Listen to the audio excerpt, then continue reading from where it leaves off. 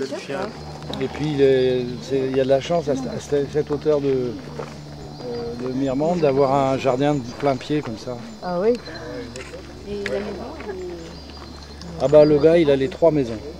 il a les 3 maisons. Et à la suite du débarquement des troupes alliées en Afrique du Nord, Hitler va prétexter un hypothétique débarquement en Méditerranée, il va envahir la zone libre. Dans la foulée va se faire le maquis du Vercors et un peu plus dans le sud de la France, le maquis de la Lance. Alors dans tous ces petits villages situés de part et d'autre du Rhône, vont se créer des réseaux de résistance. Mais c'était des réseaux, on va dire des réseaux dormants, ils n'allaient pas assassiner un officier de la Wehrmacht, ni faire sauter un train. Donc c'était des réseaux qui étaient destinés à collecter le maximum de renseignements. Alors ici à Mirmande, on avait une quinzaine de résistants. Le chef principal s'appelait Pierre de Saint-Prix, c'était le petit-fils d'Émile Loubet qui avait été président de la République. Émile Loubet est né dans le village de Marsanne, à quelques kilomètres d'ici. Le chef du maquis, c'était Charles Caillet, on a vu, c'est celui qui a découvert les péchés. Pierre Bert faisait partie aussi du réseau, on a vu son bistrot en bas avec l'écusson de Mirmande. Et il y avait une femme peintre qui s'appelait Marcel Rivier, qui était une élève d'André-Lotte, et qui, elle, habitait la maison des gardiens. C'est la première maison que je vous ai montrée en bas. Et dans cette maison, il y a une tour qui est demi-ronde. Alors Marcel, elle, à partir de 1942, quand la zone devient occupée, elle décide de planquer chez elle deux élèves d'André-Lotte. Alors un qui s'appelait Fedor Loewenstein, donc qui était israélite, on devine pourquoi elle le planque. Et un autre qui s'appelait Garbel, qui était suédois, mais qui était d'origine aussi israélite.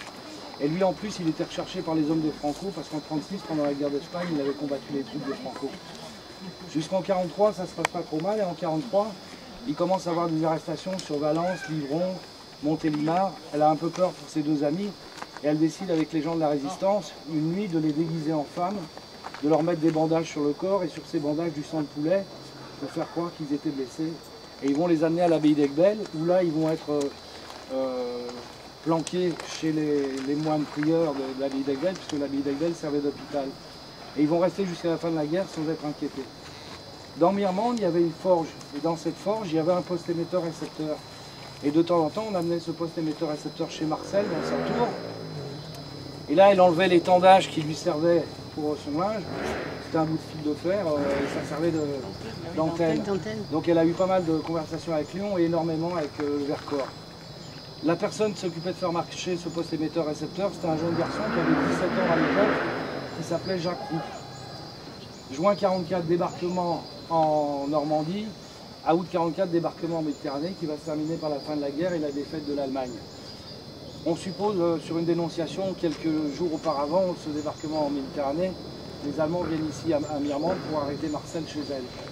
La dénonciation était tellement bien faite, outre Marcel, il y avait le poste émetteur et puis le Jacques Roux en question qui avait 19 ans, qui était en train de faire marcher le poste. Alors on va envoyer, les Allemands vont avec le garçon dans une carrière, ils vont le fusiller 13 balles, dont 2 dans la tête. Ils vont le laisser pour mort, à la fin de la guerre, il a réussi à s'en sortir. Il s'est marié, il a fait 8 gamins et il est décédé il y a 5 ans à Clisflac. Donc quoi, quand c'est pas son jour, c'est pas son jour. Par contre, il avait perdu l'usage de l'œil. Mais qu'est-ce qu'ils font quand même? Mais ouais, ah oui, c'est le quad. Mais ça n'existe pas avec un silencieux. Ouais, donc il avait perdu l'usage d'un œil, il avait perdu l'usage d'un bras et d'une jambe.